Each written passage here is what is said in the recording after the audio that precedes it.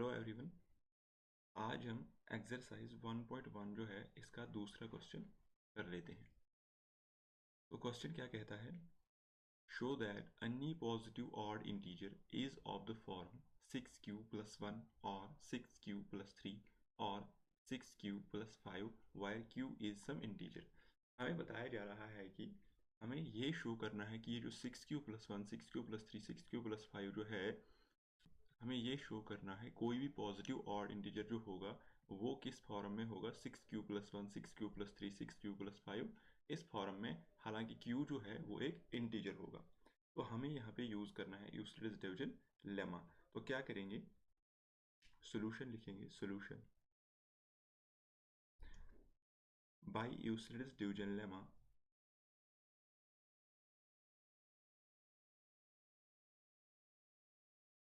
Euclid's division lemma by Euclid's division lemma we have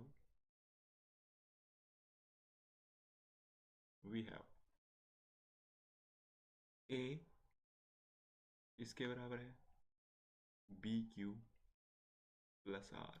ये Euclid's division lemma जो है ये आपको उसने आपने पढ़ा होगा। इसमें हमारे पास ये इक्वेशन होती है Euclid's division lemma a is equal to b q plus r. यहाँ पे कंडीशन क्या होती है, वायर ये जो आपका r होता है आपका ग्रेटर देन और इक्वल टू 0 होना चाहिए, बट लेस देन होना चाहिए किसके, b के लेस देन होना चाहिए। ठीक है, अगर हम इसको या इसको रिप्रेजेंट करेंगे as in the form of this, तो हमें क्या पता चलता है, ये देखो बी का वैल्यू कितना है, बी का वैल्यू हम कितना लिख सकते हैं, ये जो बी हमने यहाँ पे लिखा हम लिख सकते हैं यहाँ पे, हम यहाँ पे करेंगे put b is equal to 6। B को कितना लगाएंगे हम 6। तो r का वैल्यू क्या आ जाएगा, then r is equal to, क्योंकि अगर b6 हमने डाला तो r का वैल्यू लेस देन होना चाहिए किसके, b के। तो r का वैल्यू होना चाहिए 0 1 2 3 4 5। बस 5 तक ही r का वैल्यू जाएगा, क्योंकि यहाँ पे जो है जो r होता है वो होता है आपका लेस देन b। क्या होता है, r जो हमने लिखा है वो लेस देन b होता है। अब बोलोगे आप सर यहाँ पे जीरो क्यों लिखा आपने, जीरो से ही क्यों स्टार्ट किया, क्योंकि हमारी और एक कंडीशन जो है, जो r होना चाहिए ये होना चाहिए ग्रेटर देन और इक्वल टू 0। ठीक है, और r होना चाहिए लेस देन b, इसीलिए हमने r की जो वैल्यूज यहाँ पे डाल दिए 0 1 2 3 4 और 5 तक की। ये लेस देन 6 है और ग्रेटर देन 0 है, ग्रेटर देन और इक्वल टू 0 है। तो इसके बाद हम एक एक करके सारे वैल्यूज को पुट करेंगे। पहले हम देखेंगे if r is equal to 0। तो हम देखेंगे, तो यहाँ पे हम देखेंगे if r is equal to 0, तो a is equal to, a किसके बराबर आएगा, a is equal to b का वैल्यू कितना है 6q प्लस 0 आ जाएगा, विच इज डिविजिबल बाई 2। क्या है, डिविजिबल बाई 2। ये 2 से डिविजिबल है कि नहीं। अब दूसरा वैल्यू सब्स्टिट्यूट करेंगे, if r is equal to, हमें एक एक करके सारे वैल्यूज को पुट करना है। ठीक है, if r is equal to 1, तो a का वैल्यू कितना आ जाएगा 6q प्लस 1। इसी तरह if r is equal to 2, a किसके बराबर आ जाएगा 6q plus 2, which is also divisible by 2। ये भी आपका डिविजिबल बाई 2 है ना, ये भी डिविजिबल बाई 2 है।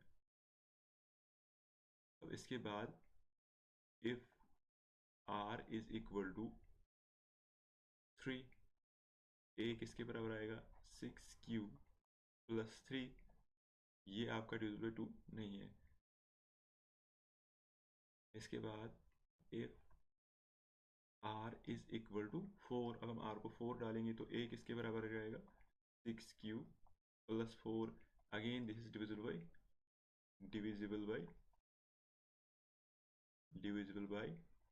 2 है कि नहीं, ये भी डिविजिबल बाई 2 है। इसके बाद if r is equal to 5, a is equal to 6q plus 5। तो एक एक करके हमने सारे वैल्यूज़ को इसमें पुट किया है, ठीक है। अब यहाँ पे अगर आप देख सकते हो, यहाँ पे अगर आप देख सकते हो क्वेश्चन में क्या बोल रहा है। क्वेश्चन में बोल रहा है एनी पॉजिटिव ऑड इंटीजर, जो पॉजिटिव ऑड इंटीजर होगा। लेकिन देखिए हमें पॉजिटिव ऑड इंटीजर कौन कौन मिला यहाँ पे, पॉजिटिव ऑड इंटीजर यहाँ पे कौन कौन मिला हमें, 6 cube plus 1, 6 cube plus 1 odd है, 6 क्यूब प्लस 2 जो है ये इवन है, तो ये पॉजिटिव ऑड नहीं है। 6 क्यूब प्लस 3 है, ये भी पॉजिटिव ऑड है। 6 क्यूब प्लस 4 ये इवन है। 6 क्यूब प्लस 5 ये अगेन ऑड है, ठीक है। तो हम बोल सकते हैं जो 6 क्यूब प्लस 0, 6 क्यूब प्लस 2 और 6 क्यूब प्लस 4 यहाँ पे है वो इवन है। क्या है, इवन है, क्योंकि ये डिविजिबल बाई 2 है, वो इवन हो जाता है, ठीक है। क्या बोल सकते हैं, किसी भी पॉजिटिव ऑड इंटीजर को हम एक्सप्रेस कर सकते हैं इन the form of 6 cube plus 1, 6 cube plus 3, 6 cube plus 5। तो यहाँ पे लास्ट में हम क्या लिखेंगे इसकी, हम लिखेंगे now it is clear that 6 cube plus 0, 6 cube plus 2, 6 cube plus 4 are even. क्या है, are even. Therefore any positive odd integer, any positive odd integer can be expressed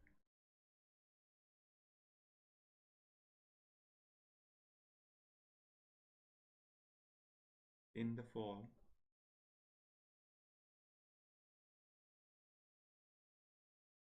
of in the form of in the form of 6 cube plus 1, 6 cube plus 3, 6 cube plus 5।